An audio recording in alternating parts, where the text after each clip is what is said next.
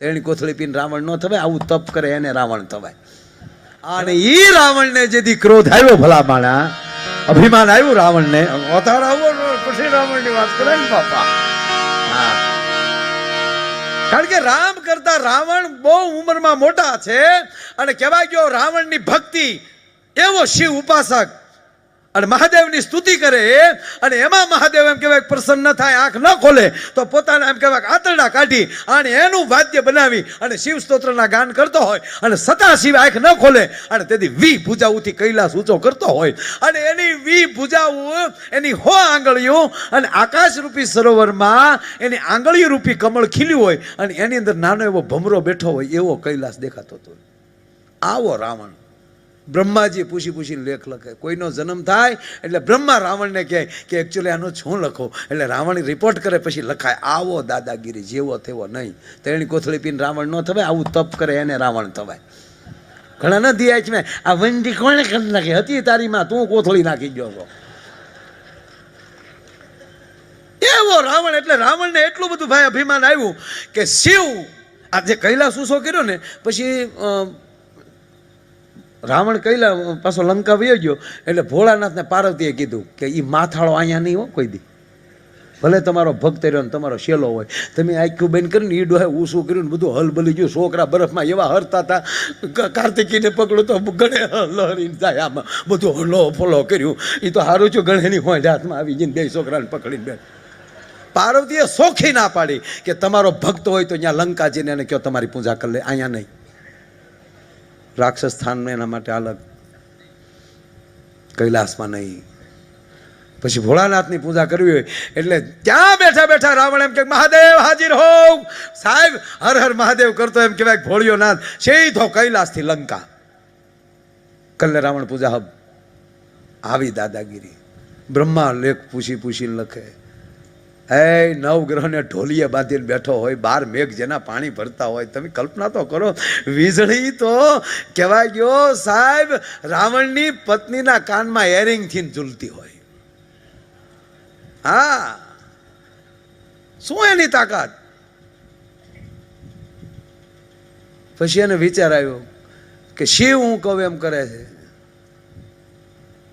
બ્રહ્મા મને પૂછી પૂછીને લેખ લે, વિષ્ણુ જો મારા હાથમાં આવી જાય ને તો 3 લોકમાં ભાઈડાનો ડંકો વાગી જાય ને સાયચરા કાઢી નાખો. પછી તો બાપુ એક જ પ્રકારનું રાવણને વેન થઈ ગયું. જે મળે કે વિષ્ણુ ભલે, વિષ્ણુ ક્યાં છે, એ વિષ્ણુ ક્યાં છે. એક જણો કે ભાઈ સાંભળે રાડ્યું નાખમાં, હમણાં પાતાળ લોકમાં બલિરાજા છે ને એને અને વિષ્ણુને હારા સંબંધ થયા છે. બનેવી બિનોસ વિષ્ણુ બલિના, લક્ષ્મીએ રાખડી બાંધીશ. કોણ અપને વાલા બલી? હા તુમારે વાલા દૈત પુત્ર. હા, રાવણનો મગજ ગયો. હવે એ કરે આપણો એક મગજ જાય તો એટલું તોફાન કરીને એ કરે 10 મગજ જાય છે ત્યારે કેવી પરિસ્થિતિ છે. તપેલ ત્રાંબા જેવા 20 નેત્રો બન્યા ભાઈ, અને સીધા પાતાળ લોકમાં રાવણ અતિ ક્રોધમાન બલિના દ્વારે આવીને મળ્યો રાડ્યું નાખવા. બલી, એ બલી બહાર આવ, બલી એ બલુ. બલી રાજા સાંભળી આમ જા દરવાજાની બારી ખોલીને બહાર આવે ત્યાં લંકેશ. આયે લંકેશ, પાતાળ લોકમાં બલિરાજ તમારું સ્વાગત કરે છે, પધારીએ લંકેશ. પધારવું નથી. વિષ્ણુ ક્યાં છે? પણ આયે તો સહી, હવે આવવું નથી કીધું ને. વિષ્ણુ ક્યાં છે? મારા દ્વારે જ રહેતા હતા, ચોકીદાર તરીકે જ રહેતા હતા, પણ મારા બેને મને રાખડી બાંધીને મેં કીધું કે બેન બલિરાજાની રાખડી ત્યારથી કહેવાય છે આપણે કે બેન માગી લે, રાખડીમાં તને શું આપું, કે બીજું કાંઈ નથી જોતું, પણ હે ભાઈ મારા પતિને મુક્ત કરો. મગર 3.5 ડગલામાં પૃથ્વી માપી. તેથી બલિને વચન આપ્યું કે હે બલિ માગ માગ માગ. સાહેબ મસ્તક ધરી 3 ડગલામાં પરમાત્માએ પૃથ્વી માપી લીધી. અડધું ડગલું નહોતું દેવાતું, અને તેથી બલિ મસ્તક દઈને ઉભો રહી ગયો. મારા મસ્તક ઉપર પગ મૂકી ગયો, અને જેવો બલિ રાજાના મસ્તક ઉપર ભગવાને પગ મૂક્યો ત્યારે બલિ જીભે જીભે નારાયણના તળિયા ચાટતો હતો કે બલિ શું કરે છે. કે અમારા રાક્ષસોના વાળે કાંટા જેવા હોય અને તારું તો કમળની પાંખડી જેવું પગનું તળિયું છે. તો મારા બાપ, અમારા વાળથી તને દુઃખ થયું હોય તો આ બલીને માફ કરજે. માગ બલી મારા દ્વારે રખોપા કરી મારા બાપ. એટલે રખોપું કરતા હતા. પણ મહારાજ, હમણાં જ મારા બેન મને રાખડી બાંધી, મેં મુક્ત કર્યા છે, અત્યારે છે નહીં. નહીં મને બતાવો, એનું સરનામું આપ. એકવાર વિષ્ણુને બતાવી દે અને જો ભૂકાનો કાઢી નાખું તો હું રાવણ નહીં. ઓળખેશ તું મને કોણ છું? મહારાજ માફ કરે પણ થોડાક શાંત થાવ. આવો બેસો. બેસવું નથી. એકવાર મને વિષ્ણુને બતાવી દે. પણ મહારાજ થોડાક શાંત થાવ. નાય બલી, આ રાવણ મારી ભુજાઓની 20 ભુજાઓની તાકાત. મેં કૈલાસ ઊંચો કર્યો, જેમ દડો ઊંચો કરે એમ મેં કૈલાસ ઊંચો કર્યો. 70 વાર બોલી ગયો મેં કૈલાસ ઊંચો કર્યો. પણ કે ધીરો ના ને ભાઈ. અને ત્રીજી વાર કીધું બલી તને કહું વિષ્ણુ ક્યાં છે? અને પછી બલી બોલ્યો કે હે રાવણ, નારાયણ આ ખોલડે આવી ગયો એટલે મારામાં વિવેક આવી ગયો એટલે તું મને આવો સમજેશ? તું તો કાલ હવારે રાવણ થયો. એકવાર આ પૃથ્વીનો માલિક મહારાજ બલી હતો. તું શું કરેશ વાત? સાવધાન રાવણ, મહેમાન ગતિ કરું છું એનો અર્થ એ નથી કે તું ગમે એવા શબ્દ વાપરેશ. આવ અંદર. ક્યારનો અભિમાન કરે છે. વિષ્ણુ ક્યાં છે? વિષ્ણુ ક્યાં છે? તને બતાવું. અંદર આવે છે અને મહારાજ બલી એમ કહે છે, ખાબડી રાવણ, તારે નારાયણનો જેટલો સાળા કરવા એટલા કરી લેજે, પણ એક કહું કે એના ભક્તનો સાળો કોઈ દી કરતો નહીં. નહીં મારો બાપ કોઈ દી એમ કહેવાય મોજડી પહેરવાય ખોટી નહીં થાય. અને તારે જોવું છે ને કે વિષ્ણુ શું છે, વિષ્ણુ શું છે. મહારાજ સાંભળી લે, તારે કઈ વિષ્ણુ એને વાંધો કરો? મારે તો પેઢીઓથી વેર હાલ્યો આવે છે. હું તારી ઘોડે બેકી ગયો તો કારણ કે મારા મોટા દાદા હિરણ્યકશિપુનો માર્તલી હતો ત્યારનો હું ગોતતો હતો કે વિષ્ણુએ મારા દાદાને માર્યો હતો. મારે તો વેર હાલતું હતું. અને જેથી ઈ માપવા માટે હું નીકળ્યો અને મારા ગુરુ શુક્રાચાર્ય ના પાડતા હતા તોય મેં કીધું માગી લ્યો. વામન થઈને મારી ઘરે આવ્યો અને વામન થઈને જ્યારે વિરાટ બન્યો અને 3 ડગલામાં પૃથ્વી માપી લેતો હોય એની હારે ગાંડા વેર કરાય? મારું અભિમાન ઓગળી ગયું. અને સાંભળી લે રાવણ, વિષ્ણુ ક્યાં છે? વિષ્ણુ ક્યાં છે? જોશું કે છો ને. પણ મારો મોટો દાદો હિરણ્યકશિપુ જેથી એને હામો ડગલા માંડતો હતો અને જેણે થંભ થગાવ્યો. આહા, હવે એ તને પછી કહું રાવણ, પણ પેલા અંદર ગુડા. ક્યારના મહારાજ તમે રાવણ એમ કહો છો કે મેં કૈલાસ ઊંચો કર્યો, કૈલાસ ઊંચો કર્યો. તો હવે આ હામો પટારા છે ને એ મારા દાદા હિરણ્યકશિપુ વખતના પટારા છે. એમાં એક પટારો ખોલ્યો અને પટારો ખોલ્યો તો દાદા એમાં 2 ચક્ર પીડ્યા હતા. એમાં એક ચક્ર બારો કાઢ્યો. હવે જેને 20 ભુજાની તાકાત સાહેબ, અને ચક્ર કાઢવા માટે એ પટારો આમ ખોલી અને આમ ચક્રને અડ્યું પણ ચકરડું હલ્યું નહીં. બીજો હાથ નાખ્યો. હાથની તો તાણ નહોતી. જાજા હાથ હોય ને તો આમ વાયડીમાં ન ભરાવાય.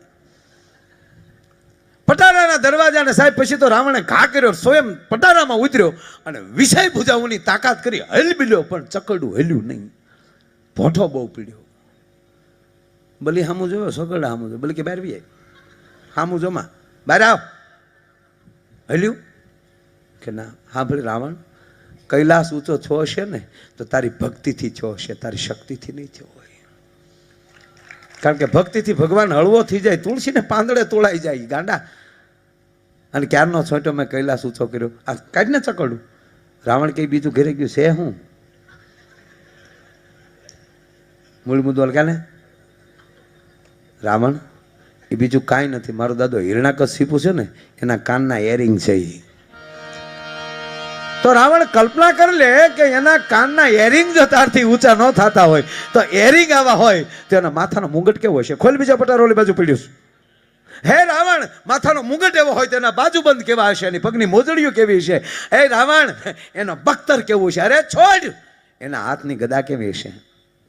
ખોલ પટારો. નથી ખોલવો તો સાંભળી લે રાવણ, આ કુંડળનો ધારણ કરનાર, આ મુગટ પહેરનાર, આ બખ્તર બાંધનાર અને આ ગદાને ટચલી આંગળીએ રમાડનાર એવો મારો દાદો હિરણ્યકશિપુ. અને જેથી વૈશાખ 14ને દિવસે એમ કહેવાય કે જેથી થંભ ધગાવ્યો અને પ્રહલાદને કીધું બધ ભાઈ. અને પ્રહલાદની આંખમાં આહુડ આવ્યા. પિતાજી માફ કરવું, પગે લાગુ તમને, હવે પાછા ફરો. કે નહીં, તારો હરી હોય તો ભર બાથ. તો ઈ જા વૈશાખ 14 ને દિવસે મારા દાદા પ્રહલાદે જેમ કહેવાય કે થંભને બથ ભરી અને ઈ થંભ ફાટ્યો અને અંદરથી નારાયણ પ્રગટ્યો. તો આ ગદાને રમાડનારને ઓળિયા પકડ્યો, પોતાના ખોળામાં નાખ્યો અને પોતાના આંગળાથી ચીરી અને હાલતો થઈ ગયો હતો એ વિષ્ણુ. આવી કઈ તારામાં તાકાત ખરી?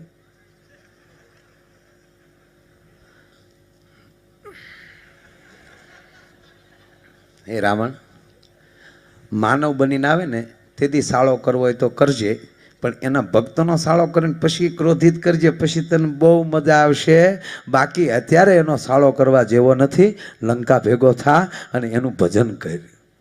કહેવાનો મારો અર્થ કે આ એને ગોતવા જાય તો એ જડે એવી પરિસ્થિતિ છે નહીં, પણ આવી પરિસ્થિતિમાં અને આવા માહોલમાં ઘડીક બેહવા મળી જાય, આવા મંડપોમાં બેહવા મળી જાય અને જ્યાં વ્રજવાણીના જાપામાં જેથી ઢોલ વાગ્યો હશે અને તેથી 140 જગદંબાઓ એમ કહેવાય કે એ તેથી રાસરમય છે અને એની અંદર રાસમાં તલીન થતા થતા થતા આત્મા વિલોપન થઈ ગયા છે. તાલમાં તો ખાલી ખોખા નાચતા હતા અને જે ઘટના ઘટી આપ જાણીએ છીએ. અને જ્યાં ઢોલ બંધ થાય અને બધાય ખોખા જોઈ એમ કહેવાય કે શરીર ધરતીમાં હમાઈ જતા હોય. મારો કહેવાનો સૂર બસ એ ધરતીની ધૂળ આપણને અડી જાય ને તો એ આપણું કલ્યાણ થઈ જાય. કારણ કે અહીંયા એવો રાસ રમાણો હશે ભલામાં.